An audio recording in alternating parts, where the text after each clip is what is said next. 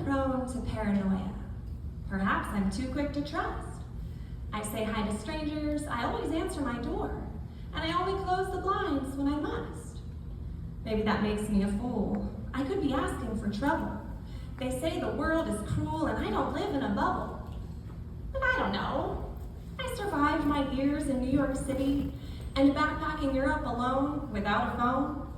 I've had some tests to my faith in humanity, but I'd say that faith has just grown.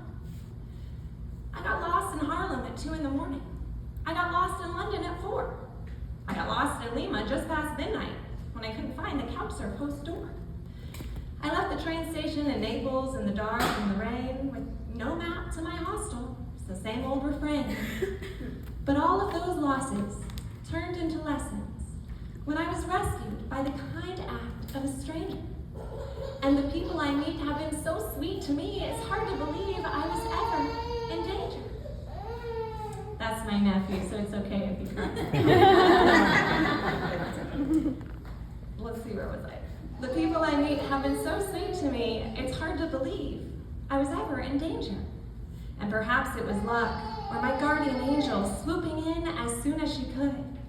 But because of such fortune, I have come to conclude that people are inherently good. I have more personal proof that that is the case than reason to suspect they're malicious. Although, if smoke sounds my intuition's alarm, I may grow a wee bit suspicious and proceed with prudence. I follow directions, I am the best of students.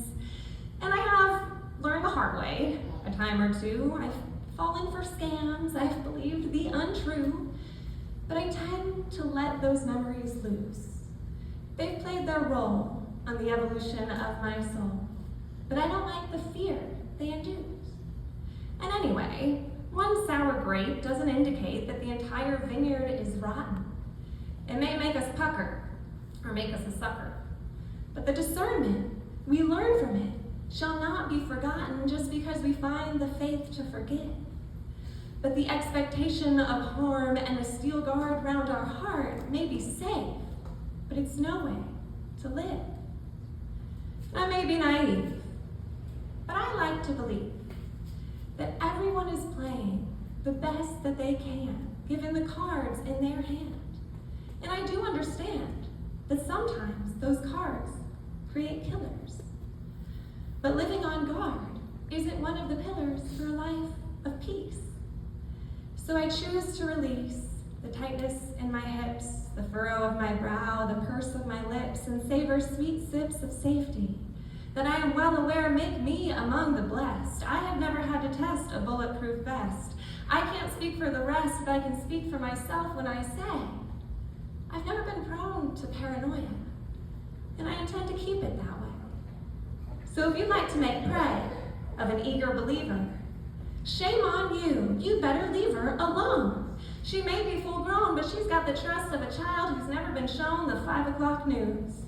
And she'll always choose to assume you're doing the best that you can, given the cards in your hand. So may all our hearts expand, because it isn't naive to believe that people are good. We've all seen it in action. And assuming as much brings far more satisfaction than hypervigilance. I'll do my due diligence and employ intelligence and common sense, but high alert is a high expense. And I only invest in defense when I absolutely must. I may be a fool. The world may be cruel. But it's truly a treat to be able to trust. Thank you.